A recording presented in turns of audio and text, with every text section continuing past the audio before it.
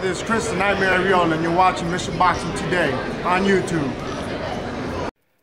Heavyweight boxing fans, what's the deal? Now, first, let me give a quick shout out to HWBCR subscriber. He left me this message on my latest Joseph Parker video. I put up a video. It was a press conference with Parker and Dean Lonergan. And then let me give a shout out to a subscriber, Bruce Wayne, who actually sent me a clip, about a 40-second clip of this fight. But HWBCR, he was asking me, hey, man, when are you going to do a video on Nick Asberry? And I'm like, oh, man, I've done videos on Nick before. You know, I haven't done one recently because, he hasn't been in the ring.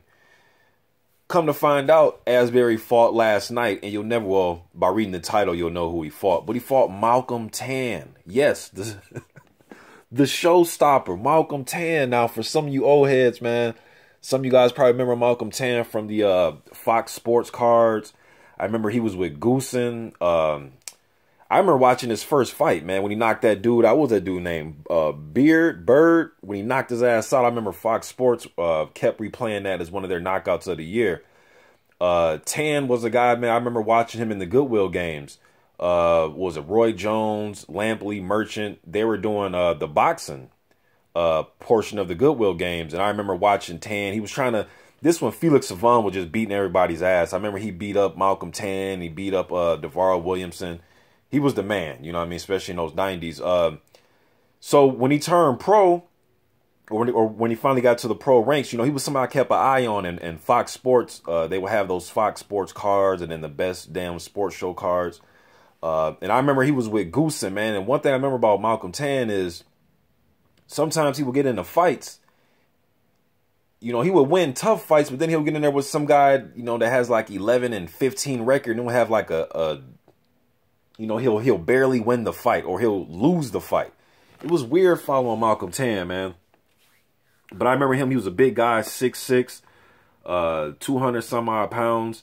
I remember the Chris Areola fight. I remember Areola knocked him through the ropes. That was actually a good fight, man. Areola was landing some huge right hands on Malcolm Tann. It's just funny. It's just funny hearing the name Malcolm Tann. Like, I literally haven't seen this dude fight in about 10 years. The last fight I remember is the Areola fight, and I had to go back on BoxRec, and I seen that he fought Alexander Dimitrenko. I didn't see that fight. I'm not going to lie. I didn't see that fight. But I remember the Jason Gavin fight. How can I forget the fight with Cliff Krauser? You remember that one? When Cliff Krauser, man, the dude that looked like the fake Mike Tyson, when he picked Tann up and body slammed him on the mat and was beating on him. That's the fight when James Toney came into the ring. And that was a little after James Toney had beat, what's my man? I just watched that fight a few days ago too.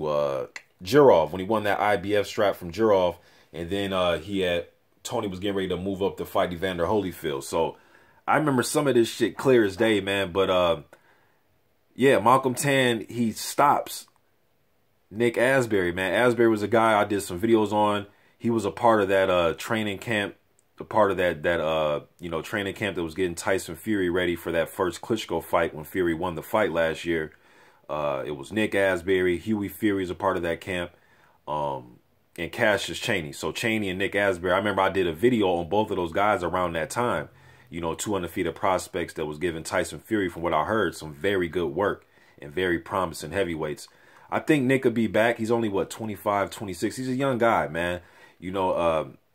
I was looking at his weight, though. Sometimes Nick could come in around 225, 230-ish. I know his last fight before this, he was like 250. But he's 6'5". For this fight, I'm not sure how much he came in at. I really haven't researched that. I'm just still... I can't believe the showstopper is back fighting, man. 38 years old. He looked to be in pretty good shape from the clip that I seen. And then I seen 40 seconds of the fight, of the stoppage. It was a clean, it was a good stoppage. And I seen the post-fight interview with him in the ring. And he seemed, he's saying he's hungry and he's back and he wants, some good fights. Man, I wonder how a rematch will go between those two, between Nick Asberry and Malcolm Tann. But man, Nick Asberry, one of the promising prospects, but he's only 25 and he can learn from this, But damn, Malcolm Tann, man. His last two fights, Tann lost to Areola and he lost to Alexander Dimitrenko. So he hasn't fought since 2007. Damn. Just wanted to get this video out there, man, that Malcolm Tann is back, and he beat Nick Asberry. Man, I want to see the full fight, but hearing that interview, from what I've heard, Tann said that he was hurt in the first round. And he was giving credit to Nick Asberry for being in shape. But he was hurt in that first round for what I heard. And he came back. He weathered through that. And then he got the stoppage. He was hitting Nick with some good left hooks and uppercuts. It was kind of wild towards the end because he was trying to finish him. He had him hurt and, you know, he's seen blood. So he was trying to finish him.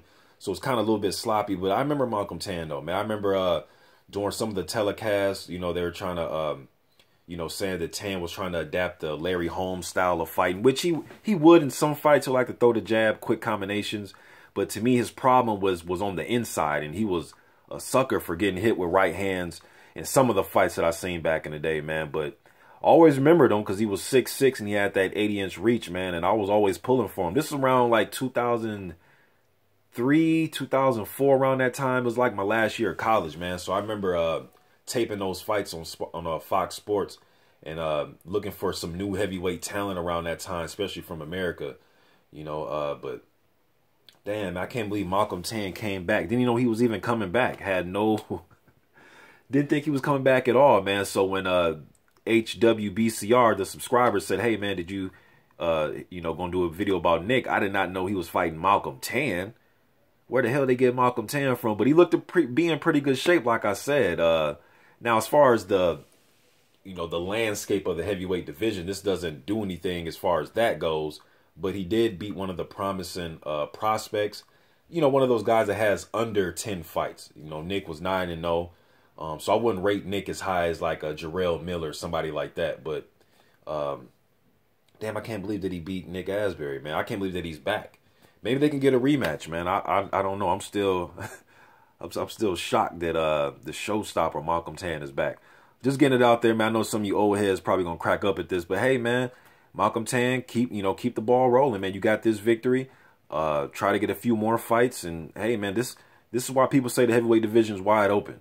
You know, again, Malcolm Tann didn't beat Povetkin last night, or he didn't beat Pulev or Dillian White. I'm not saying that, but you know, he's a big guy with a puncher's chance.